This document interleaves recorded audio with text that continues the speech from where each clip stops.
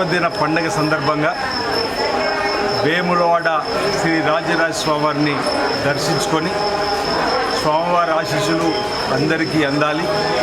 సకాలంలో చక్కటి వర్షాలు బ్రహ్మాండంగా పడి పాడి పంటలు బ్రహ్మాండంగా పండి రైతు వర్గంతో పాటు అన్ని వర్గాల ప్రజలు సుఖమయ జీవితంతో ఆనందమయ జీవితంతో అష్టైశ్వర్యంతో ఆరోగ్యంతో ముందుకు సాగే విధంగా సోమవార ఆశీస్సులు అమ్మవారి ఆశీస్సులు అని చెప్పిన సందర్భంగా ప్రార్థన చేయడం జరిగింది.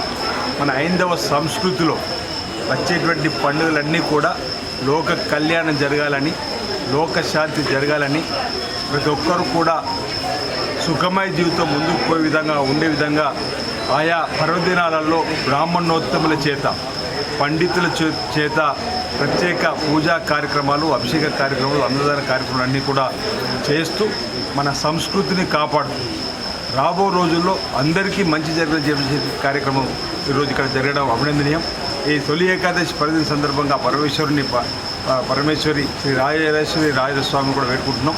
తెలంగాణ రాష్ట్ర ప్రభుత్వం ముఖ్యమంత్రి గౌరవులు శ్రీ రేవంత్ రెడ్డి గారి నాయకత్వంలో బ్రహ్మాండంగా పరిపాలన ముందుకు సాగి ప్రజలందరికీ కూడా చక్కటి పరిపాలన అందించే విధంగా మరి స్వామివారి అమ్మవారి ఆశీస్సులు కూడా అందజేయాలని చెప్పి సందర్భం కోరుతూ ప్రధానంగా ఒక పండగ వాతావరణంలో రాష్ట్రం ముందుకు పోవాలని చెప్పండి. రైతులకు రుణమాఫీ చేసేటువంటి కార్యక్రమం కూడా కాబోతా ఉంది. అందరికీ మంచి జరిగే విధంగా కూడా ప్రభుత్వం తీసుకున్న నిర్ణయాలు ప్రజల్లోకి వెళ్ళే విధంగా మరి ఎలాంటి ఆటంకాలకు రాకుండా ముందుకు వెళ్ళే విధంగా స్వామివారి ఆశీస్సులు కూడా ఉండాలి. సందర్భంగా ఇప్పటికే అనేక సంక్షేమ కార్యక్రమాలు ప్రభుత్వం అమలు చేస్తూ ముందుకు పోతూ ఉంది.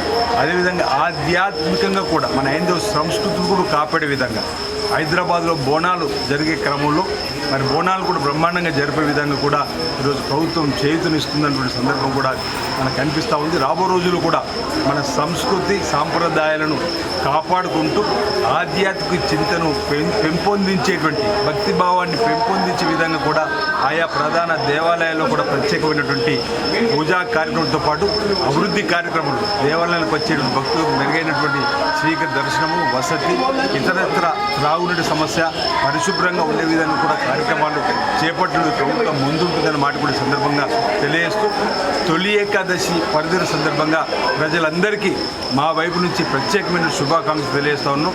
అందరికీ నా హృదయపూర్వక నమస్కారం.